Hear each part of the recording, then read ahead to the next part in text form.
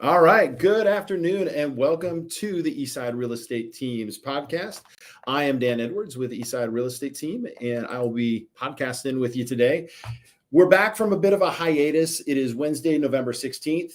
And if you are watching this live, please press the like button, subscribe on our YouTube channel, whichever way you're doing it. If you're listening to this later, we hope you find this content interesting and engaging. Please do subscribe to a Google Podcast or YouTube or what's it called? Google Podcasts or anywhere else that podcasts are cast. I think we're on everything. So love to have you subscribe.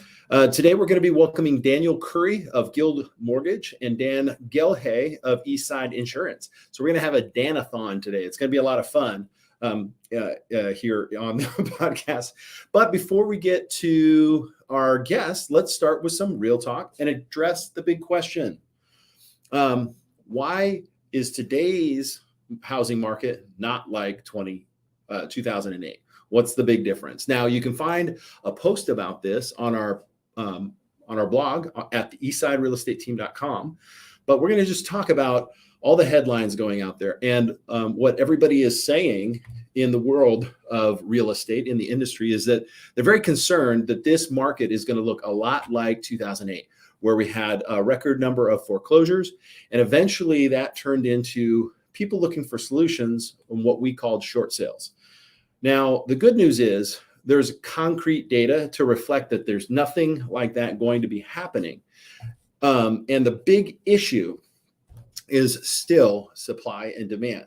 Now, I know there's still a lot of things that are going to be shaking out in the economy over the next 6 months. So we expect a lot less consumer confidence that we saw, of course, over the last few years.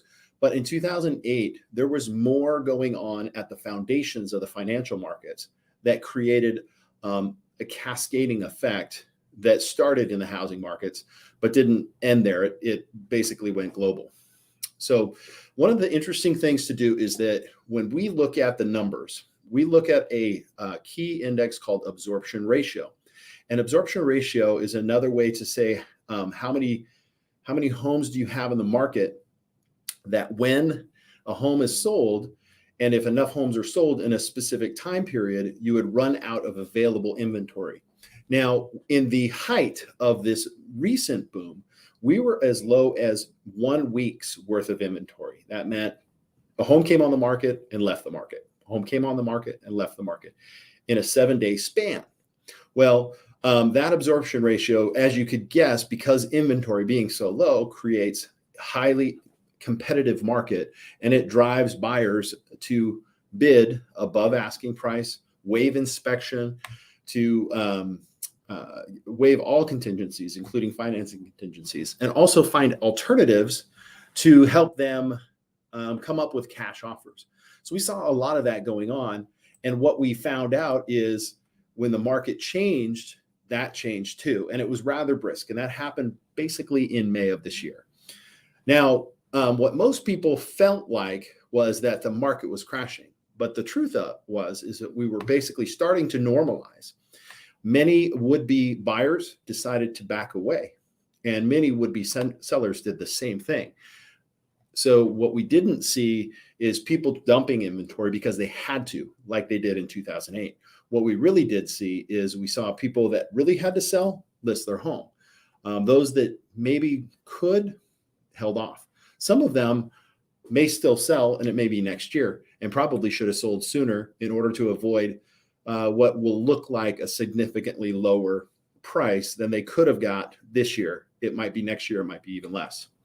So essentially, around the entire nation, we have approximately 3.2 months of supply, 3.2 months of inventory. And the truth is a balanced market is 5 to 6. That's a balanced market. And that's where you get statistics like buyers are looking at 12 homes, kicking the tires, and then offering one. In this market, on the east side, we're actually still at just 2 months of inventory. Actually, 1.94 is what it is. So we still have a supply issue. And I have to tell you that builders are also pulling back their pace. And there's a couple of reasons for that. Supply issues is one, labor issues is another. And then they're seeing in the market that if they slow their build rate, they can actually keep their prices relatively higher. So they're not building. And many of the municipalities, cities and counties have a logjam of permits and essentially aren't really casting a lot of new permits in the area for new properties. So that actually keeps, especially with the influx, keeps prices high. All right. So let's see, what else have we got here? So one interesting thing too that we're seeing in this market that we didn't see in that market is that there is a fair amount of equity that has built up since 2012, which is when the market really turned around. So 2008 to 2012 was the down years. 2012 to 2022 were the up years. So there's quite a bit of equity, and that's why we're not going to see that kind of crazy short sale foreclosure situation, because yes, there are some sellers that when they sold, if they had sold in, say, January, February of this year, might have earned $800,000, but now they're selling for $700,000. They still bought when it was $400,000. So there's still some equity. That means you're not going to run into the distress sales that we had. And so if a seller is not in distress, they may choose not to take that loss, but to stay in the house another 3 to 5 years. So in conclusion, there's a lot going on. And certainly the market doesn't feel like the fast-paced market of last year. Interest rates are causing an impact that creates an affordability factor for many, but creative agents are helping buyers work with their lenders to get a favorable rate by using what we call a rate buy down. And that's where the seller, instead of taking a lower price, offers credits to help reduce the actual cost of money to the buyer. Because to be honest, the buyer, they're buying the mortgage payment. Yes, they're buying the house, but they're paying the mortgage payment. And if the mortgage payment fits in their price point and they plan on being there 3 to 5 years, then having the seller finance essentially by crediting a lower rate makes a lot of sense. So if you're out there and you're thinking about buying, if you need to sell, we would love to talk to you at the Eastside Real Estate Team, and we hope that you reach out. You can find us online at the Eastside Real Estate Team, or give us a call at 425-200-4093. I'm Dan Edwards, managing broker with the Eastside Real Estate Team. Now, after our short break, we're going to welcome in Daniel Curry from, wait, maybe that's not what it says. Okay, well, we'll be back after this short break, and we're going to welcome Daniel, our lender. Come on back after this break. Are you tired of not knowing where your money is going? Do you feel like you start getting ahead on your finances, then get hit by an unexpected expense and feel behind? Doug Peterson with Get Priorities Straight helps guide you to getting your money to do what you want it to do instead of wondering where it went. Doug has helped ambitious, busy, successful people be delighted by handling their money wisely. To have a conversation with Doug, call 206-264-4424 or email meeting@letsgps.com or info@getprioritiesstraight.com.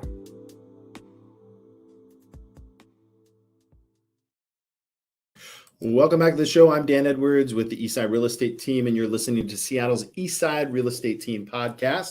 All right, we are here with Daniel Curry, and Daniel Curry. Oh, I should actually bring him back on the show. Boop, there he is. Hey, how you doing? How are you? I'm good. Thanks for having me. Thanks for coming on. So we're going to talk about why now is still a great time to buy. I alluded to it in my Real Talk segment, and I thought we'll have a good conversation about that. Talk to me a little bit before we get into this, because I like to ask this question, because this is a show about the ins and outs of real estate. I want to step into the world where real estate is your home, right? Not just a physical asset or an investment. Tell me about the first home or the home you grew up in. So the home I grew up in was about a 2,000 square foot house in Mukilteo, right on the border of Mukilteo and Linwood. When I was growing up, there was 30 acres that surrounded the property. And it was great to have, dirt bikes and all the fun stuff of it playing out in the woods as a young kid. But recently, in the last probably 5 or 6 years, they knocked down that acreage and put up, I think, 45 homes. Wow. In this small area. So Driving back through my old neighborhood, nothing looks the same anymore. I mean, my house is still standing, but the house is even a different color now. So It's like progress, right? It's kind of disappointing. it is. So Mukilteo, what did you guys go play in the fields in the summertime? What did you guys do? Oh yeah, like I said, a lot of dirt bike through the trails in the pasture that was there. It was actually the backside of an old pony farm that had been decommissioned, so there was plenty of trails to go run around in, build forts, playing cops and robbers and throwing sticks at each other, and boys will be Throwing boys. sticks at each other. I hear a catch. All right, cool. So that's the point of home ownership, right? It's about having a place where you can call your own, relax, enjoy your time away from your work life, maybe raise a family, all of those things. And then secondarily, it's your biggest investment. So I just think I'd like to talk a little bit more of the personal side. So why is now the best time to buy a house, Daniel? So right now, what we're seeing is kind of an interesting dynamic that's breaking out. You have interest rates that have started to fall.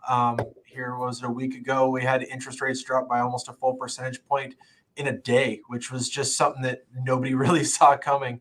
But you have that end of things, and then you also have homes sitting on the market a little bit longer than they were, say, 6 months or a year ago, where people are starting to offer the seller concessions. There's better prices. There's more negotiating room, things of that nature. And right now, you have kind of the perfect storm of the best time to buy. Granted, interest rates are somewhat elevated compared to the last year or two that we got used to seeing through COVID. But if you look back over the last 10, 15, 20 years, interest rates are significantly lower than they were even 5, 10 years ago. Mm. The big thing to remember is that there's so much equity that's in the market right now and that can be continued to be built, with home appreciation throughout the next 3 to 5 years, that the one thing I can fix is interest rate. When interest rates come back down, we can go in and refinance the house, restructure from a 30 to a 15-year loan, things of that nature to help save you some money. But what I can't fix is the equity that's lost in waiting. So take advantage of the lower price points now, the seller concessions, and then we can worry about the interest rates at a later date.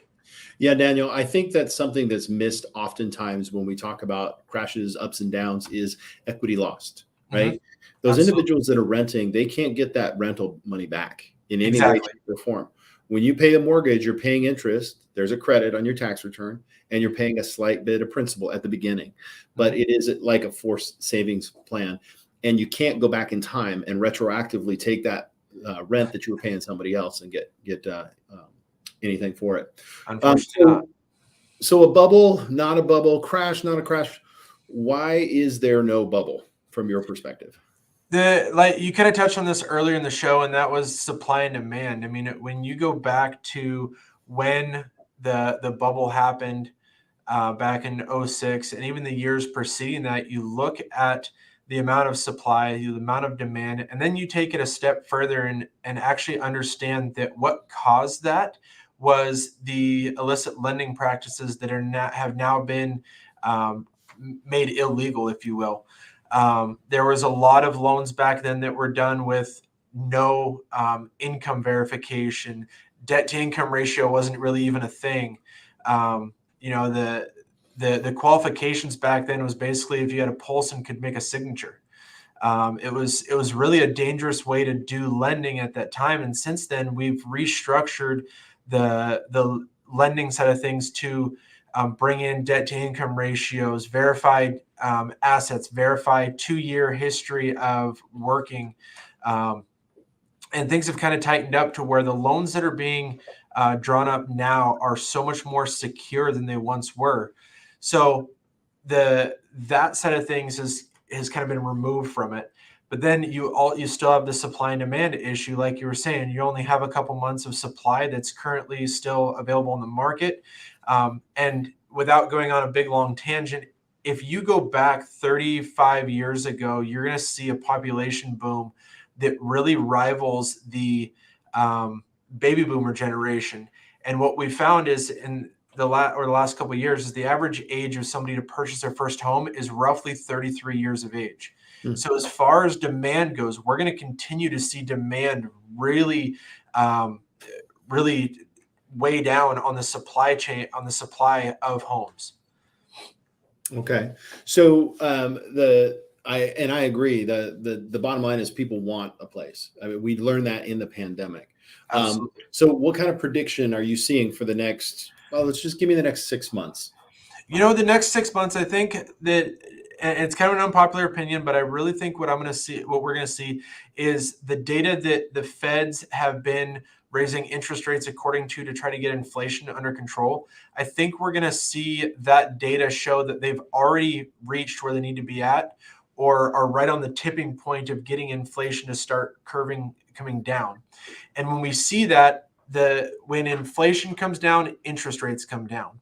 So what I'm thinking is over the next 6 months, we're going to see interest rates come down. Some people are calling for interest rates as low as 4.5%, 5%.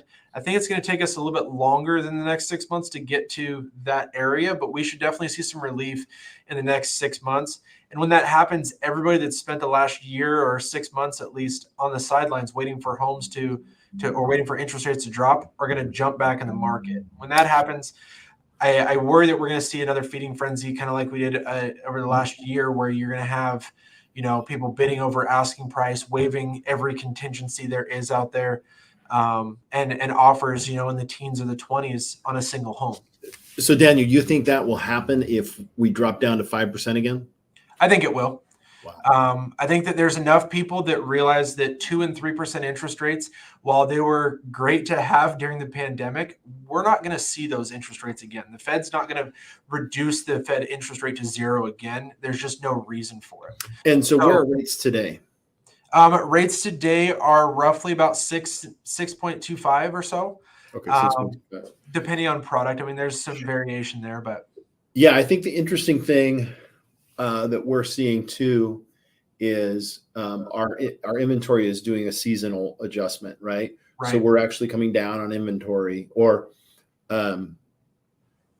it's still not the same as our inventory last year at this time. Thank goodness, because quite frankly, we need to have a fair amount of inventory so people can do that. So absolutely. I do not see us doing that ever again in the next 10 to 15 years, because that just was ridiculous. I can tell you on the East Side in December of last year, 92 homes homes across the East Side available for sale. That is not a sustainable number to ever get. Definitely not. So yeah, I think we're just going to kind of bounce around. And quite frankly, yes, I would say if somebody saw, so here could be this, I'm just kind of spitballing here, but here could be a really good scenario for a prepared buyer. Is you're fully underwritten, ready to go, and you're hanging out, you're talking to Daniel, you're making sure all your stuff is current. And our market next year, you get out there, you're looking at stuff, suddenly interest rates drop below 6, and you have a house that's maybe been on the market for a while, and now you can actually get a credit and get a rate buy down to below 5%. Right. That we are currently offering the 3-2-1 buy down. So instead of doing just 2 years of that lower interest rate or 2% lower on the interest rate, we actually have an option to go to a third if the math makes sense. Yeah, so, if the credit is enough. And you happen to know, is that about 4 points for something like that? It's right around 3.5, 4 points, depending on the size of the loan. Okay. Yeah. So again, this would be a scenario where we haven't seen this before, but the seller is actually, instead of reducing the price, is actually crediting 4 percentage points of your loan so that you can get a better cost for your money. And Daniel knows this, and I just want our listeners to know this, that essentially you have to qualify for the one interest rate. So if current rates are 6.125, you qualify at 6.125, but you're paying, what is it? That would be 3.125 in that for the case. First year, et cetera, et cetera. So, and the cool thing with that program is that money goes into an escrow account. So what happens is the balance that's in there after each payment comes out, it doesn't just go away like a permanent buy down. It goes in an escrow account, and if, say, in a year from now interest rates fall to 4.5% and you want to lock in that 4.5% interest rate, we can refinance you, and whatever's left over in that account goes towards a principal reduction. Oh, nice. So it's really a sweet program for I didn't even everybody. think about that. More money in everybody's pocket. I didn't really think about that. That's awesome. All right. Well, hey, I don't want to. We've got a lot of other questions, but I don't think we have time for all of them. Why don't we talk about why to work with you and a local lender, Daniel? So local lenders bring a whole nother aspect and dynamic to the lending experience. And the first thing I point out with people is a lot of your local lenders we're direct lenders with Freddie and Fannie and everybody else. So there's no, we're all kind of dealing with similar rates, as opposed to some of these call centers that are in the Midwest that are the .coms, if you will. And what you have with that is you have somebody that is paid typically hourly as opposed to commissioned. And whether your loan closes with them or not, they get paid. For us, just like with your realtor, if that deal doesn't go through, your loan doesn't get paid, you're not satisfied, and ultimately we don't end up getting paid.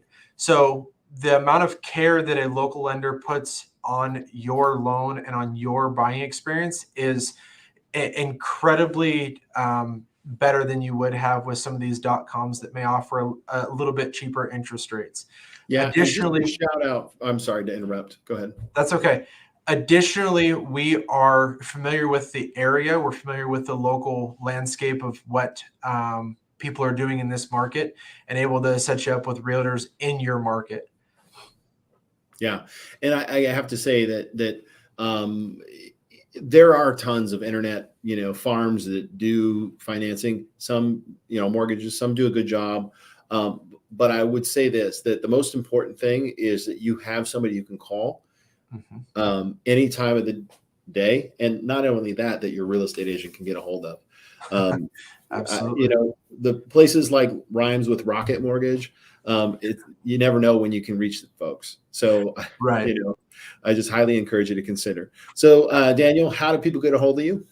You can either give me a call at 425-239-0788 or send me an email at daniel.curry@guildmortgage.net.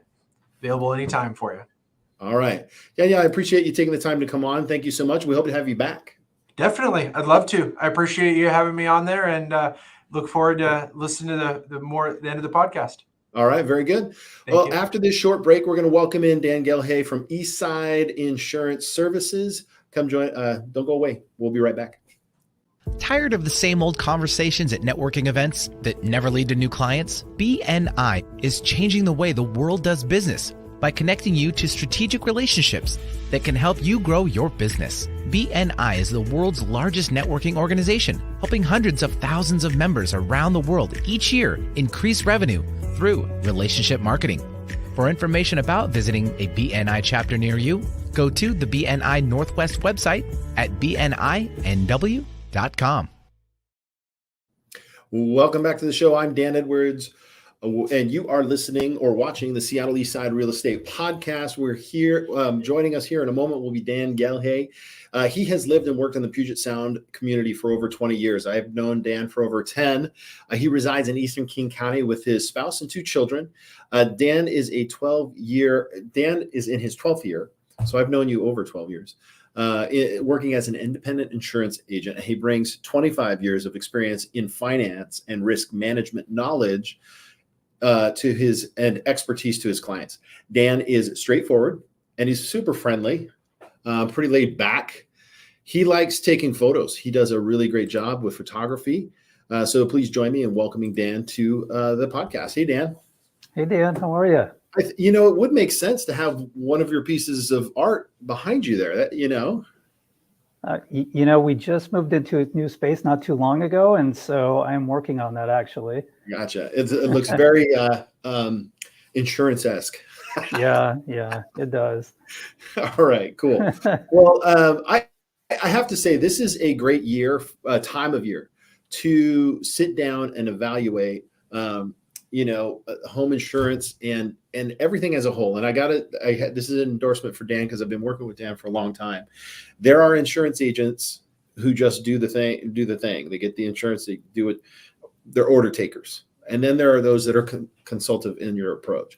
And Dan rises to the top, and he's always looking out for your best interests. I get regular calls from him about our policy, and that's not a normal thing.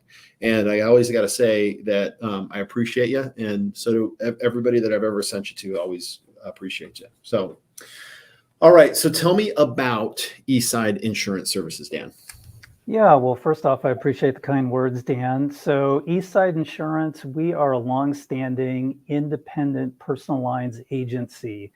And basically, what independent means, it means that we work for our clients, not any one insurance company. So, we have a pretty rich menu of companies that we partner with. So, it gives us a lot of flexibility to go out, shop the market, put nice tailor made packages together for our clients. And we service all of Washington State.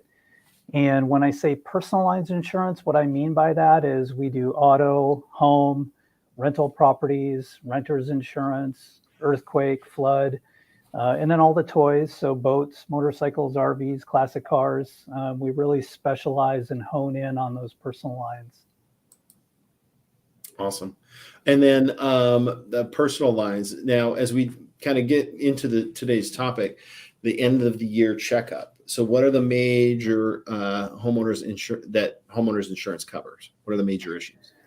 Yeah, there's really four major parts to homeowners insurance that I'll talk about. There's a lot of endorsements that can be added on, but kind of the major coverages that most people grasp onto are the dwelling coverages, right? So first and foremost, the physical structure on the property, your house, and then any other structures that may be on the property, like a gazebo or a detached garage or something. You've got personal property coverage for anything that you take with you when you move. So, your clothing, your electronics, your furniture, things of that nature.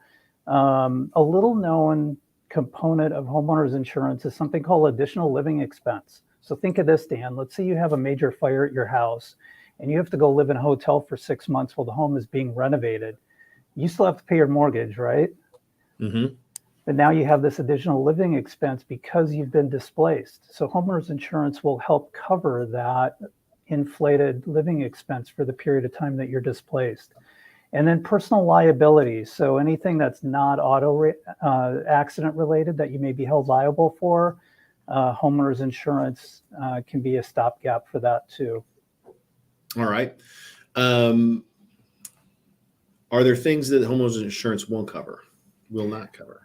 There are. So what I want the listeners to think about are maintenance repairs. So anything that is just normal wear and tear that you have to take care of as a homeowner typically is not covered by insurance. So think of things like, just the roof is worn out, the paint, Gutters falling off, leaky windows after a long period of time, stuff like that.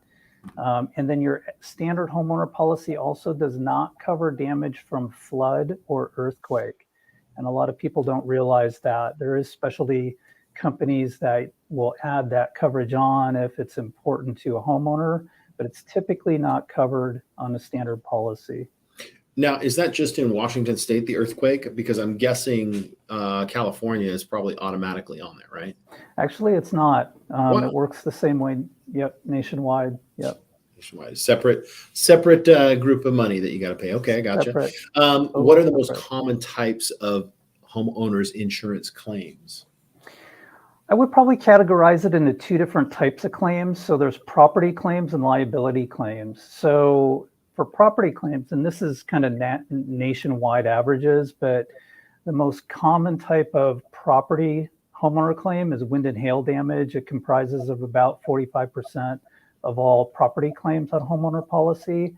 The average payout is somewhere around $11,000 to $12,000. Fire and lightning damage would be the second most common type of property claim. The average payout is way higher. It's about $78,000. Now you lump fire and lightning together?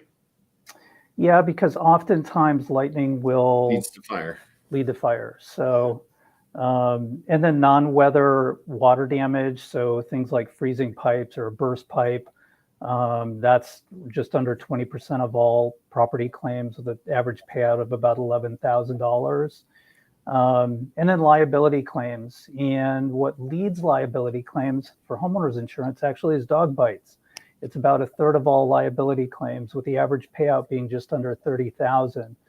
So dog bites fall under homeowners, huh? Falls under homeowners, yep. And then home accidents. So if someone slips and falls, or something falls over and Trips hurts on a someone. hose, crack in the walkway. Yeah, Mhm. So exactly. all those fun fail armies that you see in the Ring doorbells, those individuals could probably call that homeowner and say, "Hey," right? That's right. My one claim in that regard, and this is a true story, it'll be funny for those of you listening, is I was showing a house. It was kind of a foggy day like we have in the Northwest, right? Kind of foggy, icy day. And it was what we call a reverse floor plan. Well, what is it? It was the upstairs was the entry, right? So you had to go up a flight of about 25 steps to get to the top stairs. So I showed the house, and we were leaving to walk down the stairs, and it was kind of a, it's wood stairs, so that, they're slippery, right? And I was with a gal who had a cane, and I said to her, I said, "Be careful." And I took a first step, and I went down 25 on my back. It hurt really bad. Ouch. Luckily, I didn't break anything, but I did call I called the agent, and they gave me the name of the insurance company, and I filed a claim, and I was able to get chiropractic care with our friend Bob. So that was really super important. But that's my one experience personally with that. It went fairly fine. So Okay. Yeah, that's a great let me ask you example. this other question is, my daughter is at university, right? And she asked me the other day, she said, "Hey, Dad, if we have fire or water damage, is my stuff covered Mhm. out here?" And she's renting. Mhm. So what do I tell her, Dan? Tell her that that's a great question, and I'm proud of her for asking that question. And the short answer is yes. So when you have homeowners insurance, you have worldwide coverage typically on your personal property. However, in your daughter's case, it might be a good idea for her to take out a renter's policy for a couple of different reasons. One, it's usually less than a couple $100 a year. You keep the claim off of your homeowner policy. It's a smaller deductible, because typically with your homeowner policy, you'll carry a little bit of a higher deductible, like 1,000, 1,500, 2,000. And so with the renter's policy, you keep your homeowner policy clean of those types of smaller claims, smaller deductible, and she can make sure that her stuff is covered where she's You do know I'll be paying for that. She's not going to be taking it out. She's still under my care at this point. But families that have kids at college, do they have to get one for each? They should.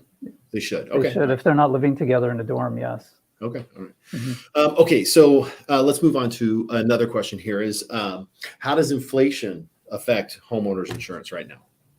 That's a great question. Inflation's kind of a buzzword. It's been a buzzword for several months out there in the marketplace. And inflation absolutely affects homeowners insurance in a couple of different ways. One of those ways is in reconstruction cost. So homes are just way more expensive to rebuild today than they were a year ago, 2, 3 years ago. As you know, the cost of building material and labor has skyrocketed. They've come down slightly from their peak, but it's still much more expensive to rebuild a home. And also the cost to repair increases for the carriers. So they're paying out more in average in claims than what they had in the past. So there's a couple of things that it affects. So number one, what we find is that homes are typically underinsured more than what the historical norm is. And that's critical and important for people to understand, because, let's say your home is insured for 500,000, but because inflation has risen so much, it may take 600 or 650,000 to actually rebuild your home in today's dollars. There's a gap there, and that can cause issues. The other thing that we're seeing is the premiums that are being charged for homeowners rates to go up a little bit more than what they normally do as well. So on the average year, you'll typically see your homeowner's premium increase about 3 to 5%.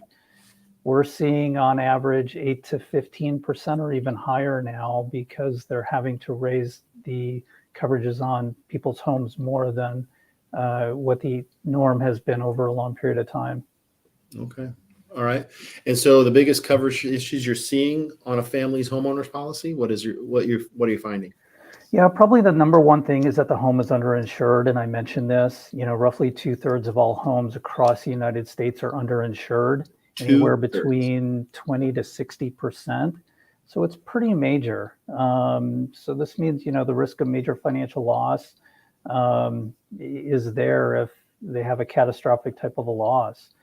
Also sewer issues. So, it may feel that on the surface, if you were to experience an issue with your sewer line backing up or a sump pump failure, that you'd be covered by your homeowner policy, but this requires a separate coverage. It's pretty cost effective to add, but typically it's not covered unless it's added. The other thing I would say is inadequate liability limits. So generally speaking, on a homeowner policy, the maximum amount of liability insurance that one can get is $500,000. But as you know, Dan, especially here in East King County, the values of homes are much higher than that. So what do people do? That's where excess liability or umbrella insurance comes in to give the homeowners added protection to protect their home equity, protect their future earnings, protect any other assets that they may have. So those are a couple of the major issues I see when I'm reviewing someone's homeowner policy. Another one that people don't think about is if they have scheduled jewelry on their homeowner's insurance. Maybe they scheduled it out 8, 9, 10 years ago and their appraisal's 8 or 9 or 10 years old. Well, that piece of jewelry, because the cost of gold and silver and all of that increases over time, you may be underinsured on your property that you have scheduled out. So what that means when you say underinsured, it means the insurance company will come up and say, you lost this stuff. You're like, yep. And they're like, okay, here, the value is this. And you're like, no, it was 8 ounces. It was 4 ounces, whatever it was. And they come back. They're only going to pay you out what it was, what their max insure payout was. So I'll give you an example. So let's say that you have your wife's wedding ring scheduled out on your homeowner policy, for example. And let's say you did that 10 years ago and the value at that time was $7,500. Well, the ring today, if you appraised it, maybe it's worth $12,000, right? But you still have it insured for $7,500. Let's say that she loses the ring and you file an insurance claim against that. The maximum amount that they're going to pay out, unfortunately, is what it's insured for at $7,500, even though you can't replace it for that because the cost of the precious metals have gone up. Gotcha. Okay. That makes sense? Yeah, that's a lot clearer because you actually designate a value. Exactly. Okay. All right. So finally, what do you recommend our listeners do if they're concerned about their home insurance coverage, cost, or both, and want that end of year checkup? Yeah, like you had alluded to, now's a great time of year when we're getting ready to turn the calendar over to 2023 to have a checkup done on your homeowner's insurance. So what I will say is that homeowners, generally speaking, can expect an increase of probably 8 to 15% over their last policy term. This is in line with expectations and what we've been seeing. However, that being said, there's still a lot of variation out there, company to company, on what they charge for homeowners insurance. So I would say reach out to their agent, ask for a review of their home policy, ask to have a reevaluation done to make sure they have adequate coverage on their home. And don't be afraid to ask questions. That's what the agent is there for. So if there's something you don't understand on your policy, don't be afraid to ask. And I'm also more than happy to be a resource and offer a complimentary review for any of your listeners. Awesome. Well, thank you very much, Dan. I so appreciate you. I appreciate you coming on. If you want to reach Dan, you can call him at 425-336-6000. What's your email address? It is Dan at eastsideinsure.com. Insure. INSURE.com. Insure.com. Eastsideinsure.com. You can just send him your home insurance policy, and he will review it for you. It's worth it. Doesn't cost you anything, and it definitely can save you some money and also protect you a little better. Thank you so much for coming on, Dan. Appreciate it. Thanks for having me. All right. Let's just bring our panelists back up on here. Daniel, I got you here as well. So thanks again for coming on. It was a real pleasure to speak with you guys, to hear from you. If you guys know of anybody else out there that is looking to get the exposure like these guys, please connect them with me. We love to have great guests that do great business across the East Side. So thank you so much for coming on. Happy Thanksgiving, and we'll see you next time. Thank you. Thank you.